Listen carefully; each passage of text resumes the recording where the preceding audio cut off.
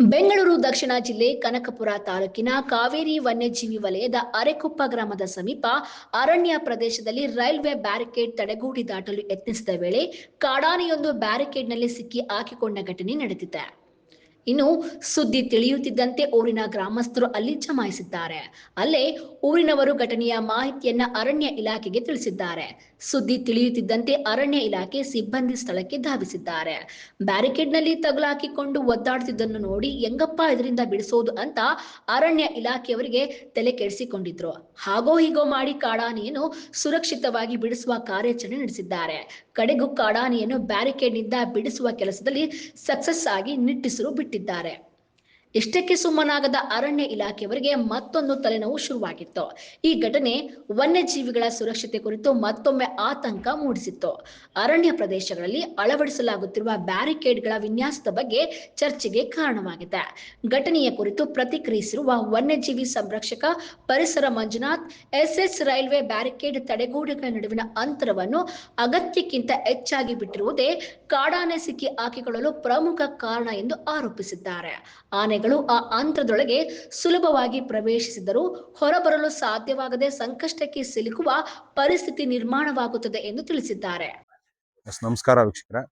ಅಂದ್ರೆ ಇತ್ತೀಚೆಗೆ ಕಾವೇರಿ ವನ್ಯಜೀವಿ ಈ ಭಾಗದಲ್ಲಿ ಬಹಳಷ್ಟು ಆನೆಗಳು ಇರುವಂಥದ್ದು ಎಲ್ರಿಗೂ ಗೊತ್ತಿರ್ತಕ್ಕಂಥ ವಿಚಾರ.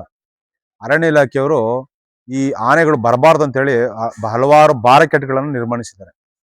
ಈ ಬ್ಯಾರಿಕೇಡ್ಗಳು ಯಾವ ರೀತಿ ನಿರ್ಮಿಸಿದ್ದಾರೆ ಅಂದ್ರೆ, ಈ ಆನೆಗಳು ಈಸಿಯಾಗಿ ಅದ್ರಲ್ಲಿ ದೂರ್ಕೊಂಡು ಹೋಗೋ ರೀತಿಯಲ್ಲಿ ಬಹಳಷ್ಟು ಗ್ಯಾಪ್ ಅನ್ನ ಕೊಟ್ಟಿದ್ದಾರೆ. ಅದನ್ನ ಸರಿಯಾದ ರೀತಿಯಲ್ಲಿ ವೈಜ್ಞಾನಿಕವಾಗಿ ನಿರ್ಮಾಣ ಮಾಡಿದ್ದೇ ಆಗಿದ್ರೆ ಆನೆಗಳು ಕೂಡ ಆ ರೀತಿಯಾಗಿ ದಾಟುವಂಥದ್ದು ಪ್ರಯತ್ನ ಮಾಡ್ತಾ ಇರಲಿಲ್ಲ. ತಮ್ಗೆಲ್ಲ ಗೊತ್ತಿರ್ಬೋದು, ರೈಲ್ವೆ ಬ್ಯಾರಿಕೇಡ್ಗಳಲ್ಲಿ ಆನೆಗಳು ದಾಟಬಾರ್ದು ಅಂತೇಳಿ ಬಹಳ ನೀಟಾಗಿ, ಬಹಳ ವ್ಯವಸ್ಥಿತವಾಗಿ, ವೈಜ್ಞಾನಿಕವಾಗಿ ಬ್ಯಾರಿಕೇಡ್ಗಳು ನಿರ್ಮಿಸಿದ್ದಾರೆ. ಆದ್ರೆ ಇಲ್ಲಿ ಬಹಳ ಗ್ಯಾಪ್ ಕೊಟ್ಟಿದ್ದಾರೆ. ತುಂಬಾ ಗ್ಯಾಪ್ ಇರೋ ಕಾರಣ ಆನೆ ಹೋಗಿ ಅಲ್ಲಿ ಸಿಕ್ಕಾಕೊಂಡ್ಬಿಟ್ಟೈತೆ. ಇವತ್ತು ಆನೆ ಅಲ್ಲಿ ಯಾರು ಜನ ನೋಡೇ ಇಲ್ಲ ಅಂದಿದ್ರೆ ಇವತ್ತು ಆನೆ ಸಾವನ್ನಪ್ತಾ ಇತ್ತು. ಇವತ್ತು ಒಂದು ಆನೆ ಇಲ್ಲ ಅಂದ್ರೆ ಒಂದು ಕಾಡೇ ಇಲ್ಲ. ಯಾಕಂದ್ರೆ ಕಾಡನ್ನ ಬಹಳಷ್ಟು ಚೆನ್ನಾಗಿ ಇಡೀ ಪ್ರಕೃತಿಯ ಸಂಕುಲವನ್ನ ರಕ್ಷಣೆ ಮಾಡೋದ್ರಲ್ಲಿ ಆನೆಗಳ ಪಾತ್ರ ಬಹಳ ದೊಡ್ಡದು. ಆನೆಗಳು ತುಂಬಾ ಬುದ್ಧಿಜೀವಿಗಳು. ಸೊ ನಾವು ಯಾವುದೇ ರೀತಿಯಾಗಿ ಅದನ್ನ ತಡೆಗಟ್ಟಿದ್ರು ಅದು ಯಾವುದೋ ಒಂದು ರೀತಿಯಲ್ಲಿ ದಾಟ್ಕೊಂಡು ಬಂದೇ ಬರುತ್ತೆ. ಎಷ್ಟು ಸುರಕ್ಷಿತವಾಗಿ ನಾವು ಬ್ಯಾರಿಕೇಡ್ ನಿರ್ಮಾಣ ಮಾಡ್ತೀವಿ ಅನ್ನೋದು ಕೂಡ ಒಂದು ಗಮನದಲ್ಲಿ ಇಟ್ಕೋಬೇಕು ಅರಣ್ಯ ಇಲಾಖೆಯವರು. ಯಾಕಂದ್ರೆ ಪ್ರಾಣಿಗಳ ಸಂರಕ್ಷಣೆ ಮಾಡೋದ್ರ ಜೊತೆಯಲ್ಲೇನೆ ಇವ್ರು ಬೇರೆ ಅಭಿವೃದ್ಧಿ ಕಾರ್ಯಗಳನ್ನ ಕೂಡ ಮಾಡಬೇಕು. ಹಾಗಾಗಿ ನನ್ ಮನವಿ ಮಾಡೋದಿಷ್ಟೇ, ಬ್ಯಾರಿಕೇಡ್ಗಳು ನಿರ್ಮಿಸಬೇಕಾದ್ರೆ ದಯವಿಟ್ಟು ಸರಿಯಾದ ಯೋಜನೆಗಳನ್ನ ಹಾಕೊಂಡು ವೈಜ್ಞಾನಿಕವಾಗಿ ನಿರ್ಮಿಸಿ ಅವುಗಳನ್ನ ಪ್ರಾಣಿಗಳಿಗೆ ಓಡಾಡಕ್ಕೂ ಕೂಡ ವ್ಯವಸ್ಥೆ ಆಗ್ಬೇಕು. ಮತ್ತೆ ಅದನ್ನ ತಡೆಗೋಡೆಗಳ ಬ್ಯಾರಿಕೇಡ್ಗಳು ನಿರ್ಮಿಸಬೇಕಾದ್ರೆ ಅದಕ್ಕೆ ಆನೆಗಳು ದೂರ ರೀತಿಯಲ್ಲಿ ಹೆಚ್ಚಾಗಿ ಗ್ಯಾಪ್ ಅನ್ನ ಕೊಡದೆ ಒಳ್ಳೆಯ ರೀತಿಯಲ್ಲಿ ನಿರ್ಮಿಸ್ಬೇಕು ಅಂತ ಹೇಳಿ ನಾನು ಮನವಿ ಮಾಡ್ತೀನಿ. ಮತ್ತೆ ಪ್ರಾಣಿಗಳ ಬಗ್ಗೆ ಅಪಾರವಾದ ಕಾಳಜಿನ ಉಳ್ಬೇಕು. ಪ್ರಾಣಿಗಳಿಲ್ಲದೆ ಹೋದ್ರೆ ಕಾಡಿಲ್ಲ, ಕಾಡಿಲ್ದ್ರೆ ನಾಡಿಲ್ಲ, ನಾಡಿಲ್ದ್ರೆ ನಾವಿಲ್ಲ. ಹಾಗೆ ದಯವಿಟ್ಟು ಅರ್ಥಕೊಂಡು ವನ್ಯಜೀವಿಗಳ ಸಂರಕ್ಷಣೆಗೆ ಹೆಚ್ಚಿನ ಆದ್ಯತೆ ನೀಡಬೇಕು ಅಂತ ಹೇಳಿ ನಾನು ಮನವಿ ಮಾಡ್ತೀನಿ. ಕಾಡು ಪ್ರಾಣಿಗಳ ಸುರಕ್ಷತೆಯನ್ನು ಗಮನದಲ್ಲಿಟ್ಟುಕೊಂಡು ಬ್ಯಾರಿಕೇಡ್ಗಳನ್ನು ವೈಜ್ಞಾನಿಕವಾಗಿ ಅಳವಡಿಸಬೇಕು.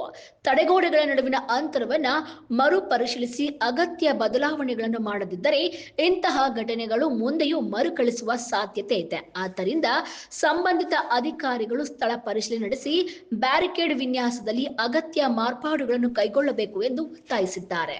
ವರದಿಗಾರರು ಪರಿಸರ ಮಂಜುನಾಥ್, ಪಿಟಿವಿ ನ್ಯೂಸ್ ಕನ್ನಡ, ಬೆಂಗಳೂರು.